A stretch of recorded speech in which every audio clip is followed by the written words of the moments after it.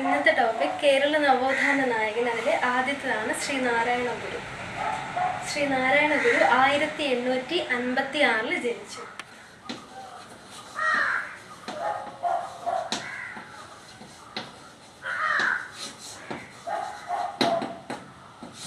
അതിലെ ആദ്യത്തെ കേരള നവോത്ഥാന നായകനാണ് ശ്രീനാരായണ ഗുരു. 1856 ഓഗസ്റ്റ് 20 ജനിച്ചു. 1856 ഓഗസ്റ്റ് 20 ശ്രീനാരായണ ഗുരു ജനിച്ചത്. ശ്രീനാരായണ ഗുരു 1856 ഓഗസ്റ്റ് 20 ജനിച്ചു. അദ്ദേഹത്തിന്റെ പിതാവിന്റെ പേര് മാടനാശാൻ.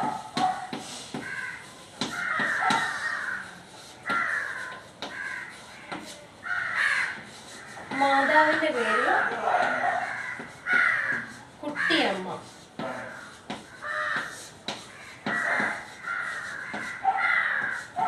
ഭാര്യ കാളിയമ്മ.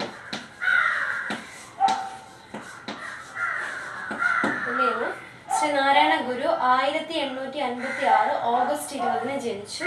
പിതാവിന്റെ പേര് മാടനാശാൻ, മാതാവ് കുട്ടിയമ്മ, ഭാര്യ കാളിയമ്മ.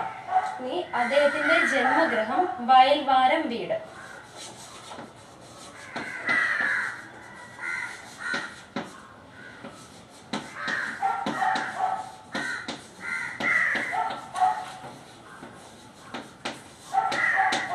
ജന്മഗ്രഹം വയൽവാരം വീടെന്നാണ് അറിയപ്പെടുന്നത്. ഇനി ശ്രീനാരായണ ഗുരുവിന് കുട്ടിക്കാലത്തെ പേര് എന്നറിയപ്പെടുന്നത്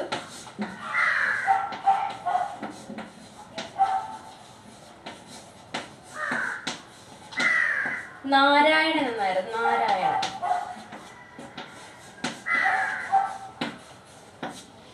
അദ്ദേഹം സമാധിയായത് 1926 സെപ്റ്റംബർ 20 1856 ഓഗസ്റ്റ് 20 ശ്രീനാരായണ ഗുരു ജനിച്ചു. അദ്ദേഹത്തിന്റെ പിതാവിന്റെ പേര് മാടനാശാൻ, മാതാവ് കുട്ടിയമ്മ, ഭാര്യയുടെ പേര് കാളിയമ്മയായിരുന്നു. ജന്മഗൃഹം വയൽവാരം വീട്. ശ്രീനാരായണ ഗുരുവിന്റെ ജന്മഗൃഹം അറിയപ്പെട്ടിരുന്ന പേര് വയൽവാരം വീട്. കുട്ടിക്കാലത്ത് ശ്രീനാരായണ ഗുരു അറിയപ്പെട്ടിരുന്ന പേരാണ് നാരായണൻ എന്ന്. ശ്രീനാരായണ ഗുരു നാരായണൻ എന്ന പേരിലും അറിയപ്പെട്ടിട്ടുണ്ടായിരുന്നു. അദ്ദേഹം സമാധിയായത് 1926 സെപ്റ്റംബർ 20. ഓഗസ്റ്റ് 20 സെപ്റ്റംബർ 20 ജസ്റ്റ് ഒന്ന് കണക്ട് ചെയ്ത് പഠിക്കുക. August 20 September 20.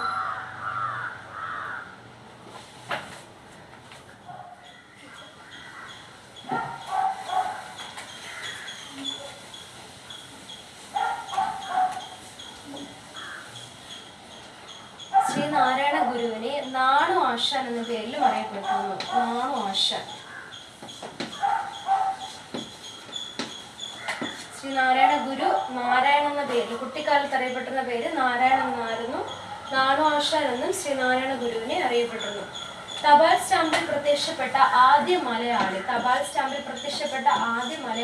ശ്രീനാരായണ ഗുരു ആയിരുന്നു. തപാൽ സ്റ്റാമ്പിൽ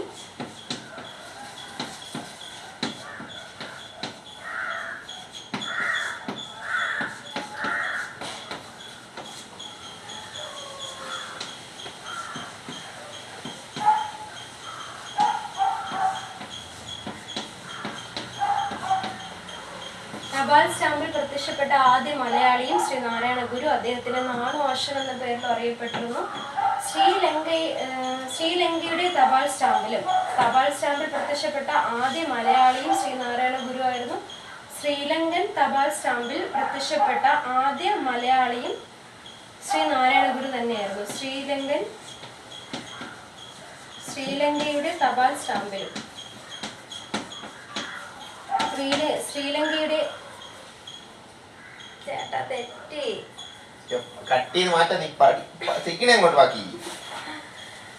ശ്രീലങ്കയുടെ തപാൽ സ്റ്റാമ്പിൽ പ്രത്യക്ഷപ്പെട്ട ആദ്യ മലയാളി ആരെന്ന് ചോദിച്ചാലും ശ്രീനാരായണ ഗുരു ആണ്.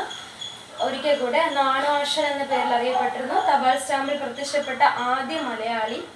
അതുപോലെ തന്നെ ശ്രീലങ്കയുടെ തപാൽ സ്റ്റാമ്പിൽ പ്രത്യക്ഷപ്പെട്ട ആദ്യ മലയാളിയും ശ്രീനാരായണ ഗുരു ആയിരുന്നു. അടുത്ത് കോടതികളിൽ നേരിട്ട് ഹാജരാകുന്നതിൽ ഒഴിവാക്കപ്പെട്ട പ്പെട്ടവരായ നവോത്ഥാന നായകൻ ആരെന്ന് വെച്ചാൽ ശ്രീനാരായണ ഗുരുവാണ്. കോടതികളിൽ നേരിട്ട് ഹാജരാകുന്നതിൽ ഒഴിവാക്കപ്പെട്ടു. കോടതികളിൽ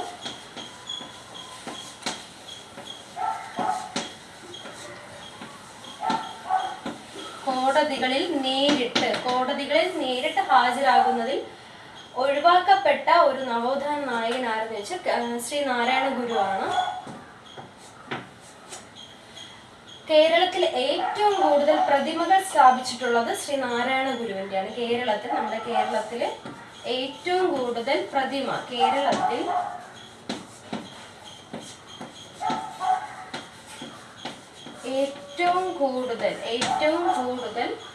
പ്രതിമ സ്ഥാപിക്കപ്പെട്ടത് ശ്രീനാരായണ ഗുരുവിന്റെ പ്രതിമയാണ്. ശ്രീനാരായണ ഗുരുവിന്റെ പ്രതിമയാണ് കേരളത്തിൽ ഏറ്റവും കൂടുതൽ സ്ഥാപിക്കപ്പെട്ടിട്ടുള്ളത്. ജനനവും മരണവും അവധിയായിട്ട് പ്രഖ്യാപിച്ച ഒരു നവോത്ഥാന നായകനാണ് ശ്രീനാരായണ ഗുരുവിൻ്റെത്. ജനനവും മരണവും അവധിയാണ്.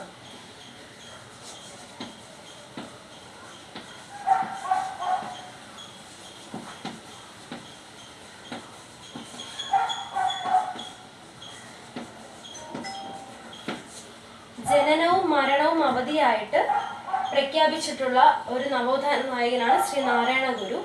അദ്ദേഹത്തിന് നാണു ആശാൻ എന്ന പേരിൽ അറിയപ്പെടുന്നു. തപാൽ സ്റ്റാമ്പിൽ പ്രത്യക്ഷപ്പെട്ട ആദ്യത്തെ മലയാളിയാണ് ശ്രീനാരായണ ഗുരു എന്നറിയപ്പെടുന്നത്. ശ്രീലങ്കയുടെ തപാൽ സ്റ്റാമ്പിൽ പ്രത്യക്ഷപ്പെട്ട ആദ്യ മലയാളിയും ശ്രീനാരായണ ഗുരുവാണ്. കോടതികളിൽ നേരിട്ട് ഹാജരാകുന്നതിൽ ഒഴിവാക്കപ്പെട്ട ഒരു നവോത്ഥാന നായകനാണ് ശ്രീനാരായണ ഗുരു. കേരളത്തിൽ ഏറ്റവും കൂടുതൽ പ്രതിമകൾ സ്ഥാപിച്ചിട്ടുള്ളത് ശ്രീനാരായണ ഗുരുവിൻ്റെതാണ്. ജനനവും മരണവും അവധിയായിട്ട് പ്രഖ്യാപിച്ചിട്ടുള്ളതും ശ്രീനാരായണ ഗുരുവിൻ്റെതാണ്.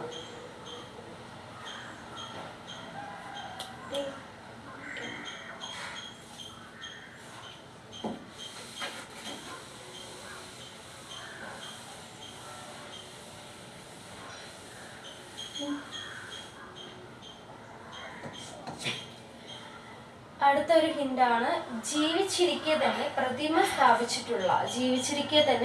സ്ഥാപിച്ചിട്ടുള്ള കേരള നവോത്ഥാന നായകനാണ് ശ്രീനാരായണ ഗുരു. ജീവിച്ചിരിക്കെ തന്നെ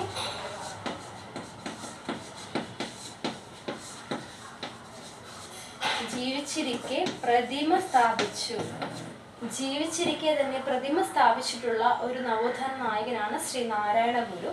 നൂറ്റാണ്ടിന്റെ മലയാളിയായി മലയാള മനോരമ തിരഞ്ഞെടുത്ത വ്യക്തിയാണ് ശ്രീനാരായണ ഗുരു. നൂറ്റാണ്ടിന്റെ മലയാളിയായി മലയാള മനോരമ തിരഞ്ഞെടുത്തു. നൂറ്റാണ്ടിന്റെ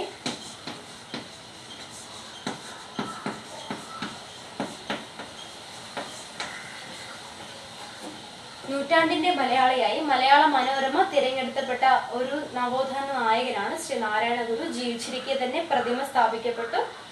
ഇനി അടുത്ത് ശ്രീനാരായണ ഗുരുവിന്റെ സഹോദരി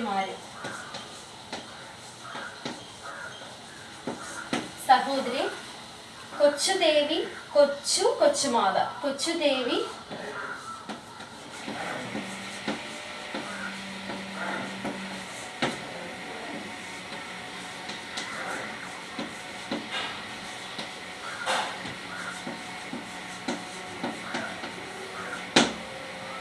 ശ്രീനാരായണ ഗുരുവിന്റെ 3 സഹോദരിമാരാണ് കൊച്ചുദേവി, കൊച്ചുമാത.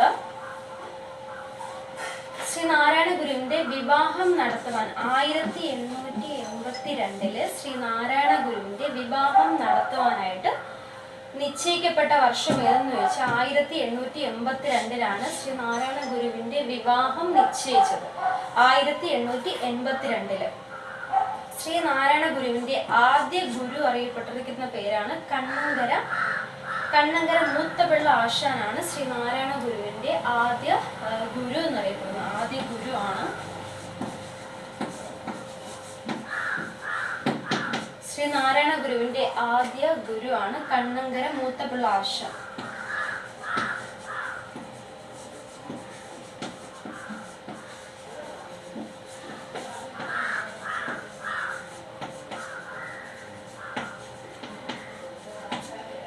ഒരിക്കൽ കൂടെ ശ്രീനാരായണ ഗുരു ജീവിച്ചിരിക്കെ പ്രതിമ സ്ഥാപിച്ചിട്ടുള്ള ഒരേ ഒരു കേരള നവോത്ഥാന നായകനാണ് ശ്രീ നാരായണ ഗുരു. നൂറ്റാണ്ടിന്റെ മലയാളിയായി മലയാള മനോരമ തിരഞ്ഞെടുത്ത വ്യക്തിയാണ് ശ്രീ നാരായണ ഗുരു എന്നറിയപ്പെടുന്നത്. ശ്രീ നാരായണ ഗുരുവിന്റെ സഹോദരി കൊച്ചുദേവി, കൊച്ചുമാത. സഹോദരിമാരാണ് കൊച്ചുദേവി, കൊച്ചുമാത. 1882 ശ്രീ നാരായണ ഗുരുവിന്റെ വിവാഹം നിശ്ചയിച്ച വർഷമാണ് ഈ 1882 എന്ന് പറയുന്നത്. ശ്രീ നാരായണ ഗുരുവിന്റെ ആദ്യത്തെ ഗുരു അറിയപ്പെടുന്ന പേരാണ് കണ്ണങ്കര മൂത്തപിള്ള ആശാൻ. ആദ്യ ഗുരു ശ്രീ നാരായണ ഗുരുവിന്റെ ആദ്യ ഗുരു കണ്ണങ്കര മൂത്തപിള്ള ആശാൻ.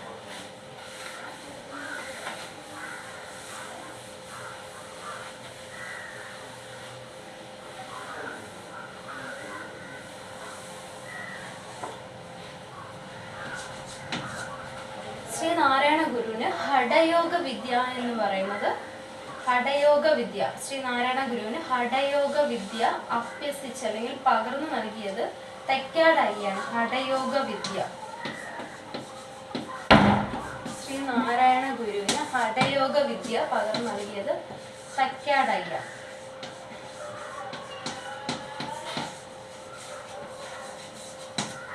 ശ്രീ നാരായണ ഗുരുവിന് ഹഠയോഗ വിദ്യ പകർന്നു നൽകിയ ഒരു ഗുരുവാണ് തൈക്കാട് അയ്യ എന്ന് പറയുന്നത്.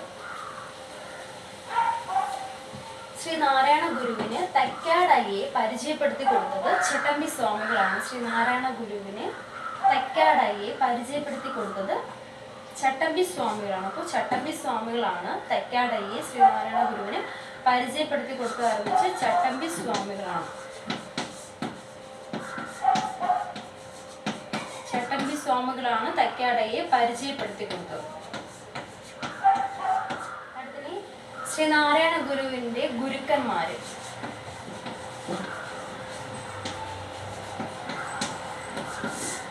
ശ്രീ നാരായണ ഗുരുവിന്റെ ഗുരുക്കന്മാരിൽ ഒന്നാമത്തെ പ്രധാനിയായിരുന്നു തൈക്കാട് അയ്യ. തൈക്കാട് അയ്യയാണ് ശ്രീ നാരായണ ഗുരുവിന് ഹഠയോഗ വിദ്യ പകർന്നു നൽകിയത്. അപ്പോൾ ഒന്നാമത്തത് തൈക്കാട് അയ്യ.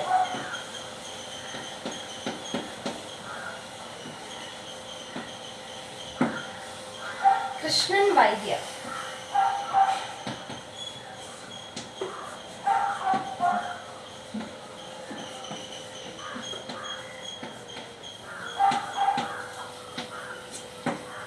കുമ്മമ്പള്ളി രാമപിള്ള ആശാൻ.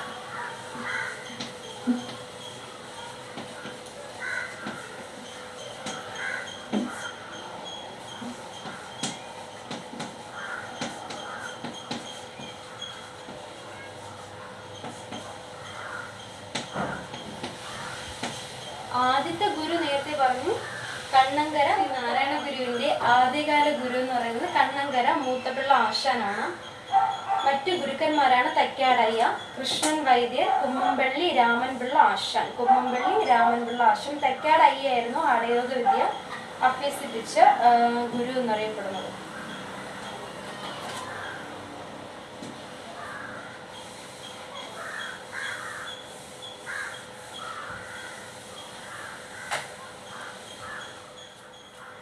ശ്രീ നാരായണ ഗുരു അരിയപ്പുറത്ത് ക്ഷേത്രം പണി കഴിപ്പിച്ച വർഷം എന്ന് പറയുന്നത് 1887 1887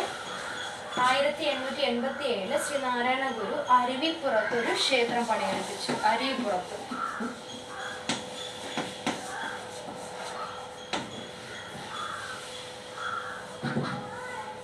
1887 അരിപ്പുറത്ത് ക്ഷേത്രം പണി കഴിപ്പിച്ച വർഷം എന്നറിയപ്പെടുന്നത്. 1887 അരിപ്പുറത്തിലൊരു ക്ഷേത്രം 88 ആയപ്പോഴത്തേക്കും അവിടെ ഒരു പ്രതിഷ്ഠ നടത്തി. 1887 അരിപ്പുറത്തൊരു ക്ഷേത്രം പണി കഴിപ്പിച്ചു. 1888 ആയപ്പോഴത്തേക്കും അരിപ്പുറം ആ ഒരു ക്ഷേത്രത്തിന് പ്രതിഷ്ഠ നടത്തി. അരിപ്പുറത്ത് ആ ക്ഷേത്രത്തിന് പ്രതിഷ്ഠ നടത്തിയ വർഷമാണ് 1888 എന്നറിയപ്പെടുന്നത്.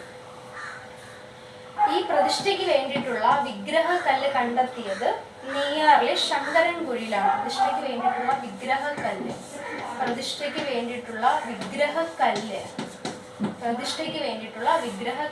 കണ്ടെത്തിയത്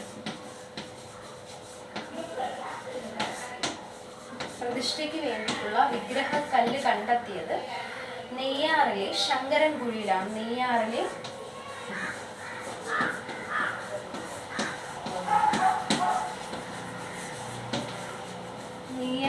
ശങ്കരൻകുഴി. 1887 അരീപ്പുറത്തൊരു ക്ഷേത്രം പണിയെടുപ്പിച്ചു. 1888 ആയപ്പോഴത്തേക്കും അരീപ്പുറം ക്ഷേത്ര പ്രതിഷ്ഠ നടത്തിയ വർഷമാണ്. ഈ പ്രതിഷ്ഠയ്ക്ക് വേണ്ടിയിട്ടുള്ള വിഗ്രഹക്കല്ല് കണ്ടെത്തിയത് നെയ്യാറിലെ ശങ്കരൻകുഴിയിലായിരുന്നു. നെയ്യാറിലെ ശങ്കരൻകുഴി. ഒരു ജാതി ഒരു മതം ഒരു ദൈവം മനുഷ്യന് സന്ദേശം നൽകിയത് ആലുവയിലെ അദ്വൈത ആശ്രമത്തിൽ വെച്ചിട്ടായിരുന്നു. ഒരു ജാതി ഒരു മതം, അത് ശ്രീ നാരായണ ഗുരുവിന്റെ ഒരു തത്വമാണ്. ഒരു ജാതി ഒരു മതം ഒരു ദൈവം മനുഷ്യന് എന്ന സന്ദേശം നൽകിയത് ആലുവയിലെ അദ്വൈത ആശ്രമത്തിൽ വെച്ചിട്ടാണ്. ഒരു ജാതി ഒരു മതം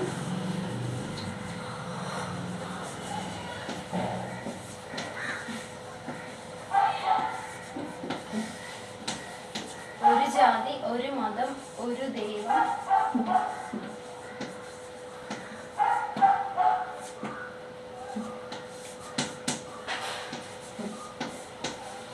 ഒരു ജാതി ഒരു മതം ഒരു ദൈവം മനുഷ്യന് എന്ന സന്ദേശം നൽകിയത്.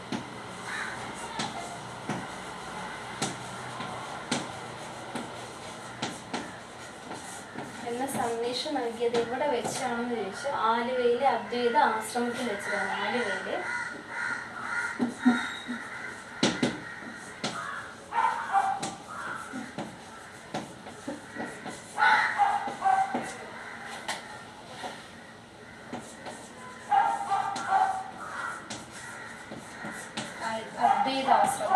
ആലുവയിലെ അദ്വൈത ആശ്രമം.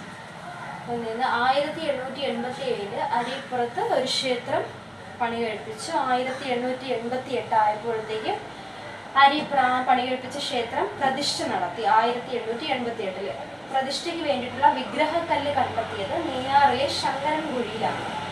ഒരു ജാതി ഒരു മതം ഒരു ദൈവം മനുഷ്യന് എന്ന സന്ദേശം നൽകിയത് എവിടെ വെച്ചിട്ടാണെന്ന് വെച്ചാൽ ആലുവയിലെ അദ്വൈത ആശ്രമത്തിൽ വെച്ചിട്ടാണ്. ആലുവയിലെ അദ്വൈത ആശ്രമം.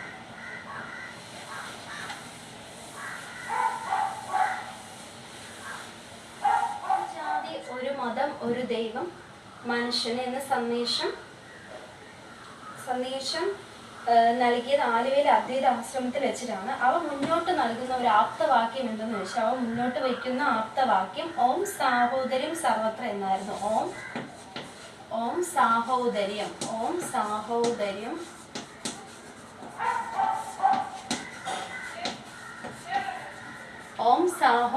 സർവത്ര. അതായത് ആലുവയിലെ അദ്വൈത ആശ്രമത്തിൽ വെച്ചിട്ടായിരുന്നു ഒരു മതം ഒരു ജാതി ഒരു മതം ഒരു ദൈവം മനുഷ്യൻ എന്ന സന്ദേശം നൽകിയത്. ഇവ മുന്നോട്ട് വെക്കുന്ന ഒരു ആപ്തവാക്യം എന്തെന്ന് വെച്ചാൽ ഓം സാഹോദര്യം സർവത്ര എന്നായിരുന്നു. ഓം സാഹോദര്യം സർവത്ര. ആലുവ അദ്വൈത ആശ്രമം സ്ഥിതി ചെയ്യുന്നത് പെരിയാറിലാണ്. ആലുവ അദ്വൈത ആശ്രമം സ്ഥിതി ചെയ്യുന്നത് എവിടെയെന്ന് ചോദിച്ചാൽ പെരിയാറിലാണ് സ്ഥിതി ചെയ്യുന്നത്. പെരിയാർ. ആലുവ അദ്വൈത ആശ്രമം സ്ഥിതി ചെയ്യുന്നത് പെരിയാറിലാണ്. പെരിയാർ. സർവമത സമ്മേളനം ആലുവ അദ്വൈത ആശ്രമത്തിൽ വെച്ച് നടത്തിയ വർഷം. സർവമത സമ്മേളനം ആലുവയിലെ അദ്വൈത ആശ്രമത്തിൽ നടത്തിയ വർഷം എത്രയെന്ന് ചോദിച്ചാൽ 1924 സർവമത സമ്മേളനം. ഈ സർവമത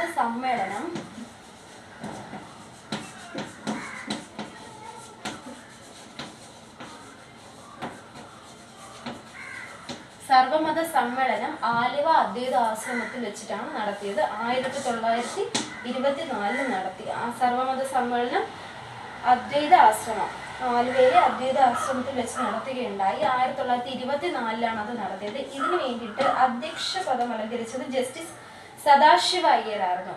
അധ്യക്ഷൻ ആരെന്ന് ചോദിച്ചാൽ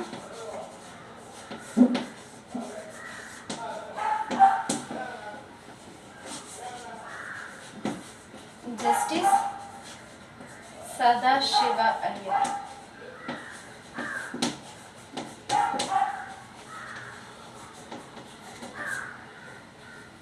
ഓം സാഹോദര്യം സർവത്ര 1924 സർവമത സമ്മേളനം ആലുവയിലെ അദ്വൈതാശ്രമത്തിൽ വെച്ച് നടന്നു. അതിലെ അധ്യക്ഷനായിരുന്നു ജസ്റ്റിസ് സദാശിവൻ അയ്യർ.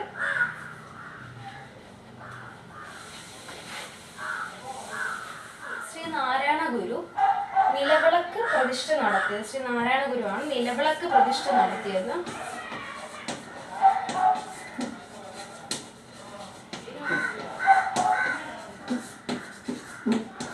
ശ്രീനാരായണ ഗുരു നിലവിളക്ക് പ്രതിഷ്ഠ നടത്തിയത് എവിടെയെന്ന് ചോദിച്ചാൽ വിളക്കമ്പലം, കാരമുക്കിലെ വിളക്കമ്പലത്ത് വെച്ചിട്ടാണ്.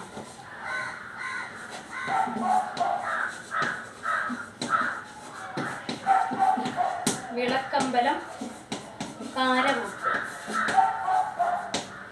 നിലവിളക്ക് എന്ന് പറയുമ്പോൾ വിളക്ക് ജസ്റ്റ് ഒന്ന് കണക്ട് ചെയ്ത് പഠിച്ചാൽ നിലവിളക്ക് പ്രതിഷ്ഠ. വിളക്കമ്പലം, കാരമുക്ക്.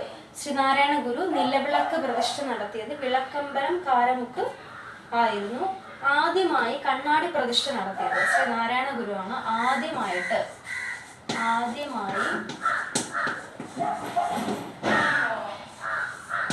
കണ്ണാടി പ്രതിഷ്ഠ നടത്തിയത്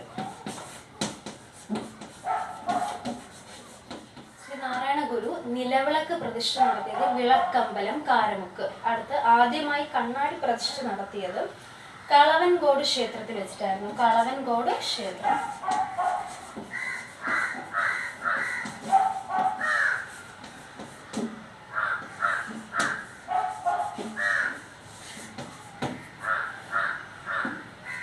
കണ്ണാടി പ്രതിഷ്ഠ നടത്തിയത് കളവൻകോട് ക്ഷേത്രത്തിൽ വെച്ചിട്ടായിരുന്നു. ശ്രീനാരായണ ഗുരു മംഗലാപുരത്ത് സ്ഥാപിച്ച ക്ഷേത്രമാണ് തിരുപ്പതീശ്വര ക്ഷേത്രം. ശ്രീനാരായണ ഗുരു മംഗലാപുരത്ത് സ്ഥാപിച്ച ക്ഷേത്രമാണ് തിരുപ്പതീശ്വര ക്ഷേത്രം. മംഗലാപുരത്ത് സ്ഥാപിച്ചതാണ് തിരുപ്പതീശ്വര ക്ഷേത്രം.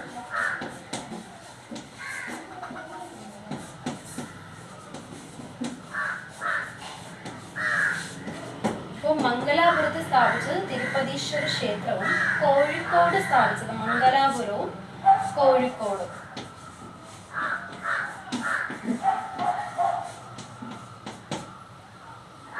മംഗലാപുരത്ത് തിരുപ്പതീശ്വര ക്ഷേത്രവും കോഴിക്കോട് സ്ഥാപിച്ചത് ശ്രീകണ്ഠേശ്വര ക്ഷേത്രമാണ്.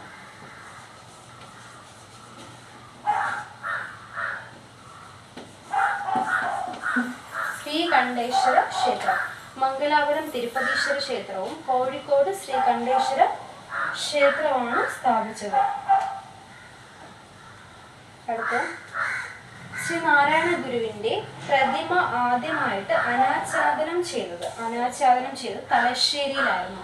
പ്രതിമ ആദ്യമായിട്ട് അനാച്ഛാദനം, ആരുടെ പ്രതിമ? ശ്രീനാരായണ ഗുരുവിന്റെ പ്രതിമ ആദ്യമായിട്ട് അനാച്ഛാദനം ചെയ്തത് തലശ്ശേരിയിൽ വെച്ചിട്ടായിരുന്നു. പ്രതിമ അനാച്ഛാദനം ചെയ്ത സ്ഥലം തലശ്ശേരി.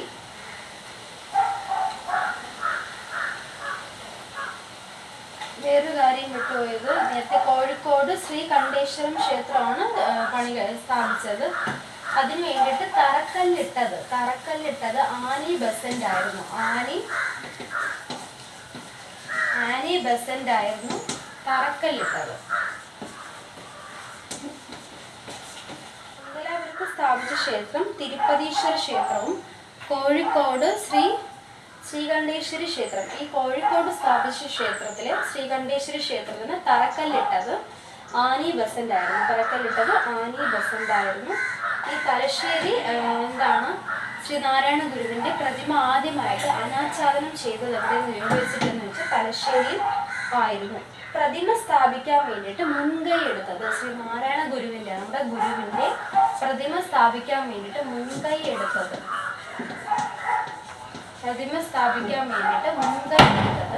മൂർക്കോത്ത് കുമാരനാണ്. മുൻകൈ എടുത്തത് മൂർക്കോത്ത് കുമാരനായിരുന്നു. മൂർക്കോത്ത് കുമാരൻ.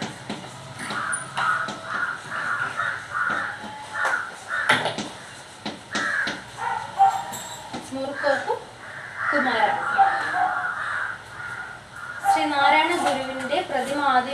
അനാച്ഛാദനം ചെയ്ത് തലശ്ശേരിയിലായിരുന്നു. ഈ പ്രതിമ സ്ഥാപിക്കാൻ വേണ്ടിയിട്ട് മുൻകൈ എടുത്തത് മൂർക്കോത്ത് കുമാരനായിരുന്നു. ഈ ഒരു പോയിന്റ് ആനി ബസന്റ് ആരാണ്? കോഴിക്കോട് ശ്രീ കണ്ഠേശ്വര ക്ഷേത്രം സ്ഥാപിച്ചപ്പോൾ തറക്കല്ലിട്ടത് ആനി ബസന്റ് ആയിരുന്നു.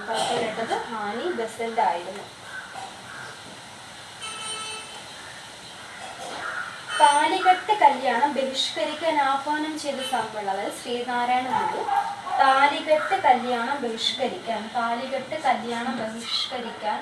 ആഹ്വാനം ചെയ്ത സമ്മേളനം താലികെട്ട് സമ്മേളനം.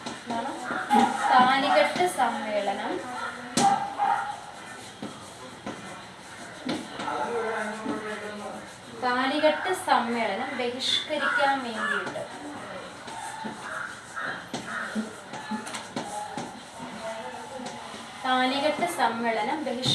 വേണ്ടിയിട്ട് ആഹ്വാനം ചെയ്ത ഒരു സമ്മേളനമായിരുന്നു. ആഹ്വാനം ചെയ്ത സമ്മേളനം പരവൂർ സമ്മേളനം.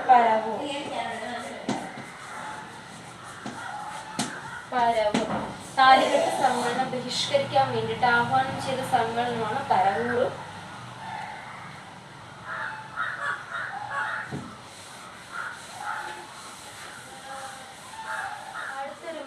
ആണ് ടാഗോർ ശ്രീനാരായണ ഗുരുവിനെ സന്ദർശിച്ച വർഷം. 1922 നവംബർ 22-നാണ്. നവംബർ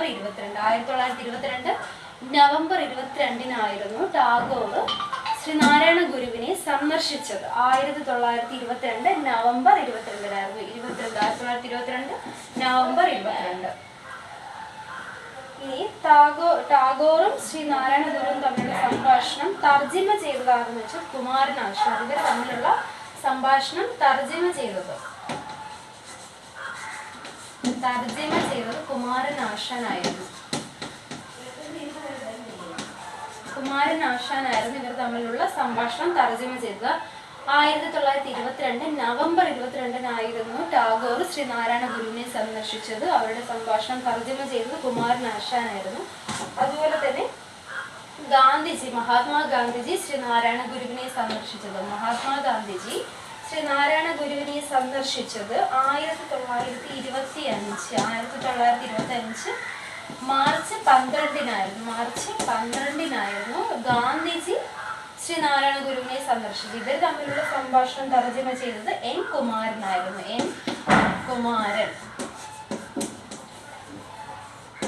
ടാഗോർ ശ്രീനാരായണ ഗുരുവിനെ സന്ദർശിച്ചത് 1922 നവംബർ 22-നായിരുന്നു. അവർ തമ്മിലുള്ള സംഭാഷണം തർജ്ജമ ചെയ്തത് കുമാരനാശാൻ. ഗാന്ധി ശ്രീനാരായണ ഗുരുവിനെ സന്ദർശിച്ചത് 1925 മാർച്ച് 12-നായിരുന്നു. ഇവർ തമ്മിലുള്ള സംഭാഷണം തർജ്ജമ ചെയ്തത് എൻ കുമാരനായിരുന്നു.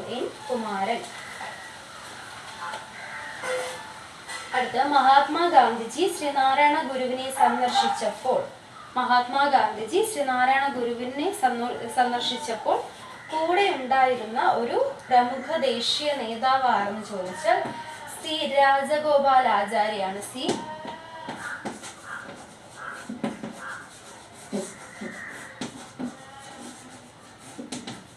ശ്രീ രാജഗോപാലാചാര്യാണ്.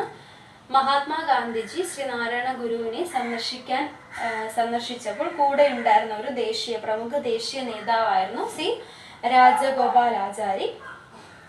അപ്പോൾ 1922 നവംബർ 22-ന് ടാഗോർ ശ്രീനാരായണ ഗുരുവിനെ സന്ദർശിച്ചു. അവർ തമ്മിലുള്ള സംഭാഷണം തർജ്ജമ ചെയ്തത് കുമാരനാശാനായിരുന്നു. 1925 മാർച്ച് 12 ആയപ്പോഴത്തേക്കും മഹാത്മാഗാന്ധിജി ശ്രീനാരായണ ഗുരുവിനെ സന്ദർശിച്ചതായിരുന്നു. മാർച്ച് 12. അപ്പോൾ അവരുടെ സംഭാഷണം തർജ്ജമ ചെയ്തത് എൻ കുമാരനായിരുന്നു. അടുത്ത് ഗാന്ധിജിയോടൊപ്പം ശ്രീനാരായണ ഗുരുവിനെ സന്ദർശിക്കാൻ പോയപ്പോൾ ഗാന്ധിജിയോടൊപ്പം ശ്രീനാരായണ ഗുരുവിനെ സന്ദർശിക്കാൻ ഗാന്ധിജി പോയപ്പോൾ ഗാന്ധിജിയോടൊപ്പം ഉണ്ടായിരുന്ന ഒരു പ്രമുഖ നേതാവായിരുന്നു സി രാജഗോപാലാചാരി എന്ന് പറയുന്ന വ്യക്തി.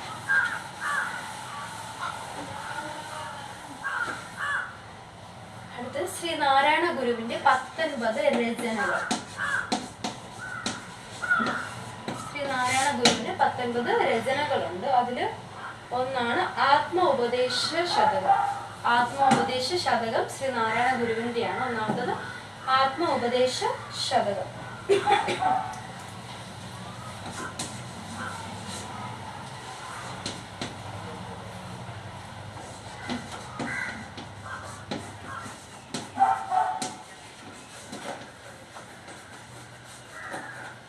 ആത്മോപദേശ ശതകം. 2 ദേവശതകം.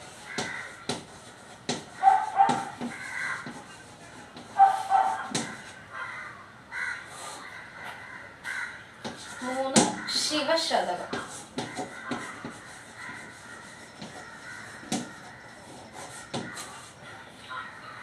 4 അനുകമ്പാഷ്ടകം. 5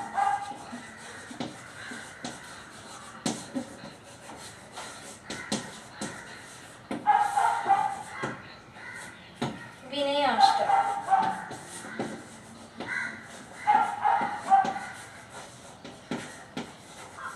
5 വെച്ച് പഠിക്കാം. 19 രചനകളാണ് ടോട്ടൽ ഉള്ളത്. ആത്മോപദേശ ശതകം, ദേവശതകം. ആത്മോപദേശ ശതകം, ദേവശതകം, ശിവ. ദേവ ശിവ. ആത്മോപദേശ ശതകം, ദേവശതകം, ശിവശതകം. അനുകമ്പാഷ്ടകം, വിനയാഷ്ടകം. അനുകമ്പം വിനയം. അനുകമ്പാഷ്ടകം, വിനയാഷ്ടകം. ആത്മോപദേശ ശതകം, ദേവശതകം, ശിവശതകം, അനുകമ്പാഷ്ടകം, വിനയാഷ്ടകം.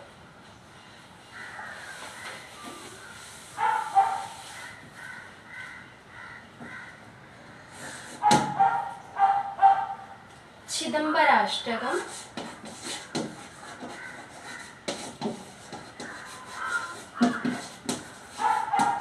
ചിദംബരാഷ്ടകം, ദർശനമാല.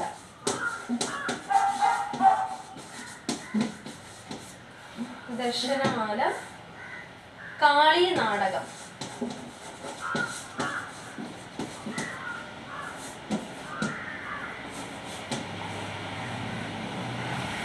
അദ്വൈത ദീപിക.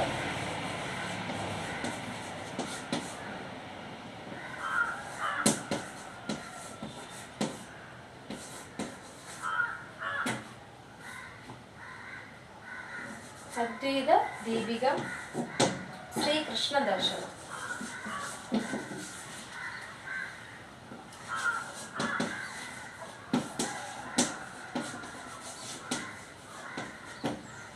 വ്യഞ്ജനം: ചിദംബരാഷ്ടകം, ദർശനമാല, കാളി നാടകം, അദ്വൈത ദീപിക, ശ്രീകൃഷ്ണ ദർശനം.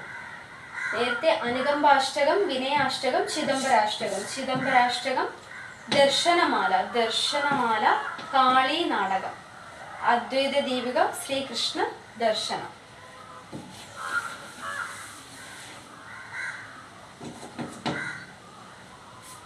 അടുത്താണ് ജാതി ലക്ഷണം.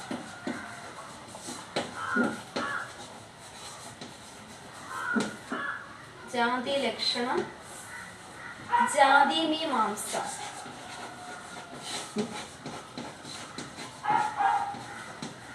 അടുത്തതാണ് ജാതി നിർണയം.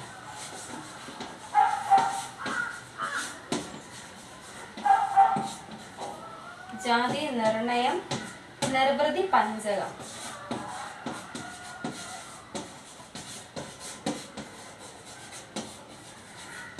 നിർവൃതി പഞ്ചകം, ജീവകാരുണ്യ പഞ്ചകം.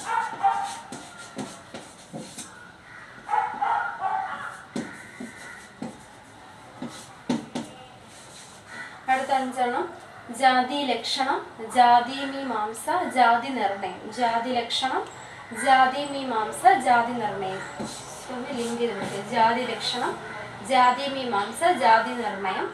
നിർവൃതി പഞ്ചകം, ജീവകാരുണ്യ പഞ്ചകം. നിർവൃതി പഞ്ചകം, ജീവകാരുണ്യ പഞ്ചകം.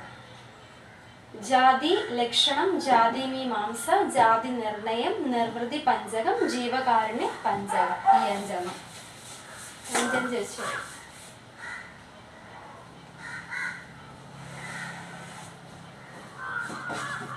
അടുത്തതാണ് ജനനി നവരത്ന മഞ്ജരി. ജനനി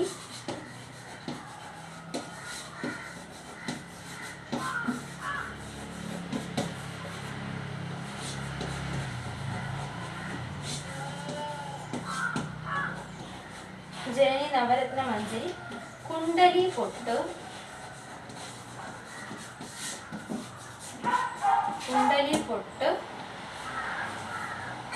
ഇന്ദ്രിയ വൈരാഗ്യം,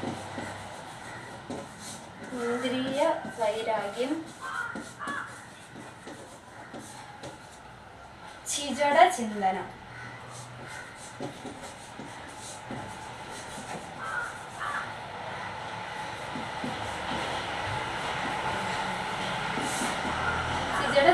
അടുത്ത നാലെണ്ണമാണ്. ജനനി നവരത്ന മഞ്ജരി, കുണ്ടലി പൊട്ട്, ഇന്ദ്രിയ വൈരാഗ്യം, ചിജട ചിന്തനം. ജനനി നവരത്ന മഞ്ജരി, കുണ്ടലി പൊട്ട്, ഇന്ദ്രിയ വൈരാഗ്യം, ചിജട ചിന്തനം. അങ്ങനെ ടോട്ടൽ 19 രചനകളുണ്ട്. ആത്മോപദേശ ശതകം, ദേവശതകം, ശിവശതകം, അനുകമ്പാഷ്ടകം, വിനയാഷ്ടകം, ചിദംബരാഷ്ടകം, ദർശനമാല, കാളി നാടകം, അദ്വൈത ദീപിക, ശ്രീകൃഷ്ണ ദർശന, ജാതി ലക്ഷണം, ജാതി മീമാംസ, ജാതി നിർണയം, നിർവൃതി പഞ്ചകം, ജീവകാരുണ്യ പഞ്ചകം, ജനനി നവരത്ന മഞ്ജരി, കുണ്ടലി പൊട്ട്, ഇന്ദ്രിയ വൈരാഗ്യം, ചിജട ചിന്തനം. അടുത്ത ക്ലാസ്.